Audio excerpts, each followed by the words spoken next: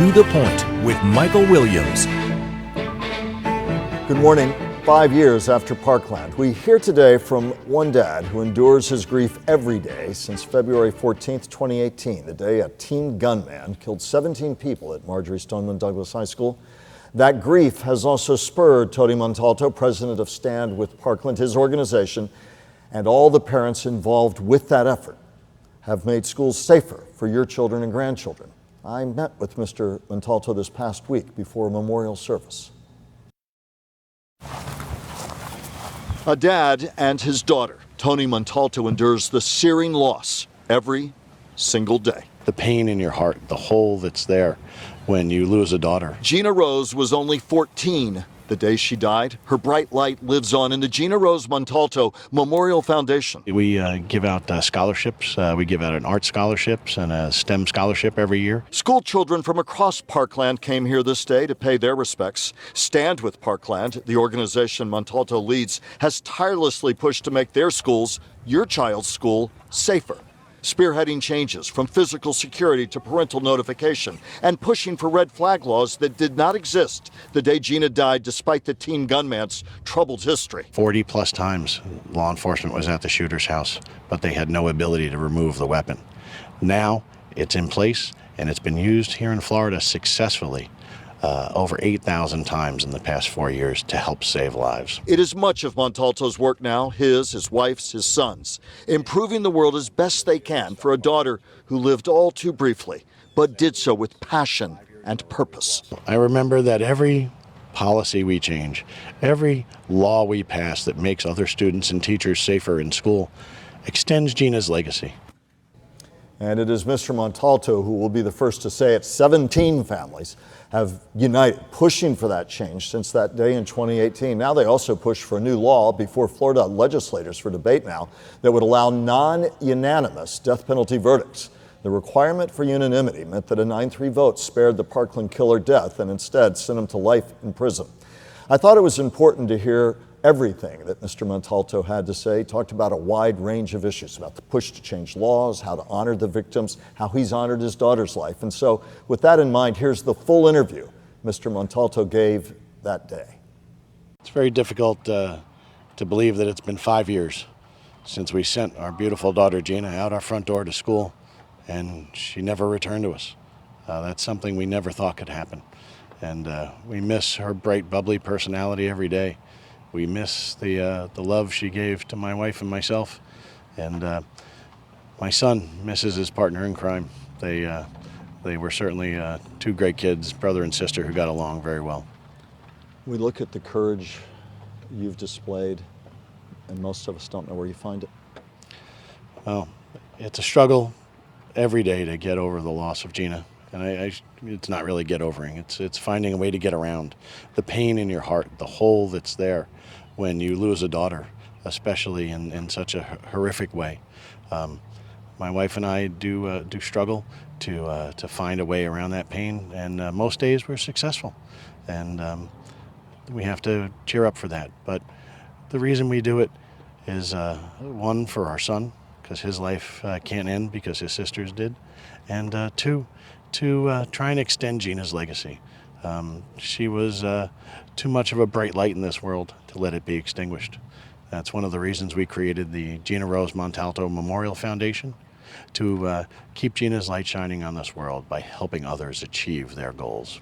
Talk about the help that you've extended to so many and continue to. Well, through that foundation, we give out scholarships. We give out an art scholarships and a STEM scholarship every year. Additionally, we've given out scholarships to Girl Scouts from the Southeast Florida region that achieve their Gold Award, which is the highest award the Girl Scouts offer. Additionally, we created a nursing scholarship once COVID struck, and we just had to find a way to replenish the frontline workers that were doing so much to protect us. So we were happy to provide those scholarships to the nurses, and we still do. And they're all such caring and compassionate people. It's fantastic to see them carrying on Gina's legacy. And Stand by Parkland, which you've headed, has done absolutely groundbreaking work in terms of securing our schools physically, in terms of parental notification, on and on and on. talk about where you are and where you continue to push to go with school security and efforts to make sure all of our students have a chance to be safe at school. Well, Stand with Parkland, the National Association of Families for Safe Schools, was founded by our families that had a loved one taken from us 5 years ago at Marjory Stoneman Douglas High School. We're uniquely inclusive. We're nonpartisan. We're focused on issues and answers.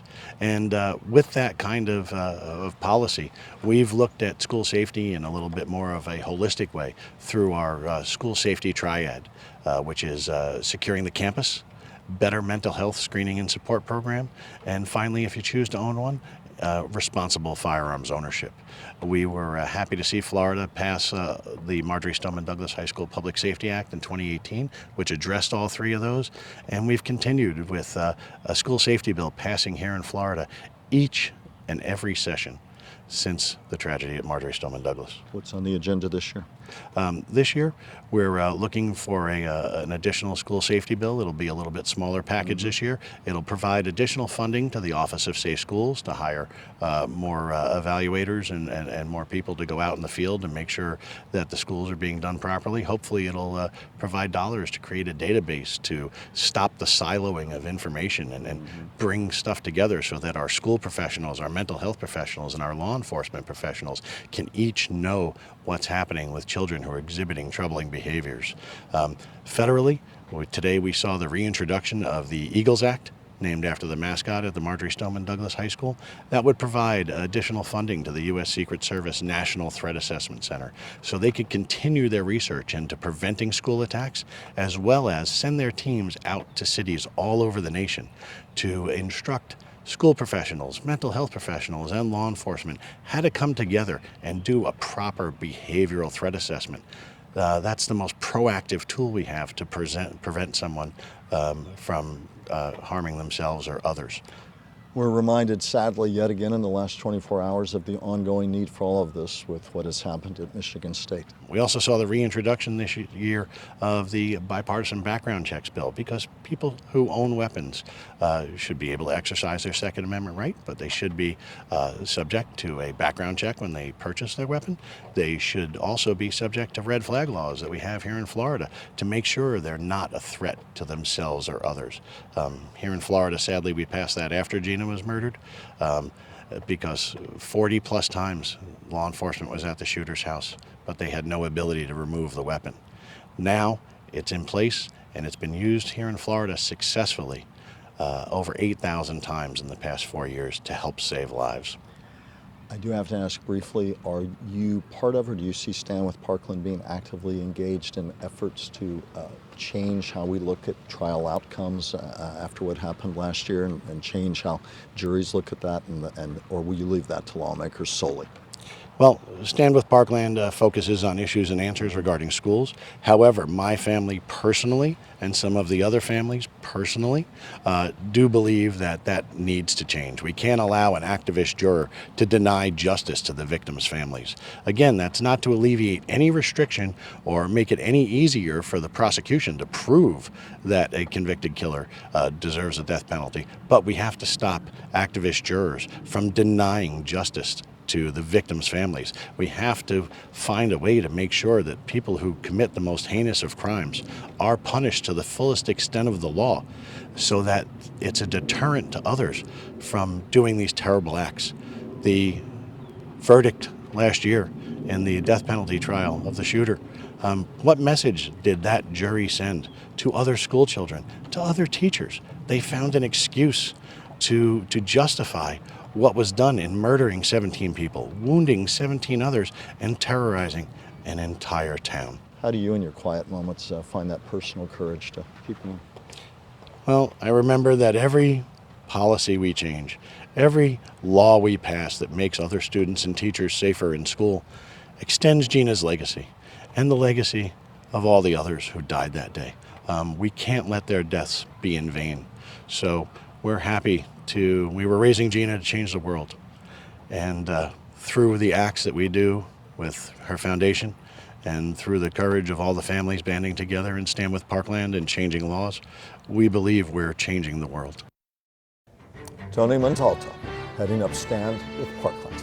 Governor DeSantis on the legislative trail every day, it seems, or is it the presidential campaign trail? Next.